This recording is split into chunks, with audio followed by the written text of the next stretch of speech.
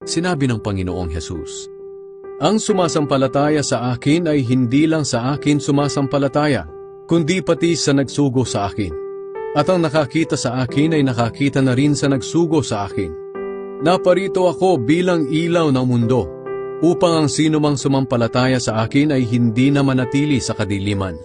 Ang sinumang nakarinig ng aking mga aral pero hindi sumunod ay hahatulan, ngunit hindi ako ang hahatol sa kanya, sapagkat hindi ako naparito sa mundo para hatulan ang mga tao, kundi iligtas sila. May ibang hahatol sa ayaw tumanggap sa akin at sa aking mga aral. Ang mga salitang ipinangaral ko ang hahatol sa kanila sa huling araw, sapagkat ang mga aral ko'y hindi galing sa sarili ko lang, kundi galing sa Amang nagsugo sa akin. Siya ang nag-uutos kung ano ang sasabihin ko, at alam ko na ang mga utos niya ay nagbibigay ng buhay na walang hanggan. Kaya kung ano ang ipinasasabi ng Ama, iyon lang ang sinasabi ko."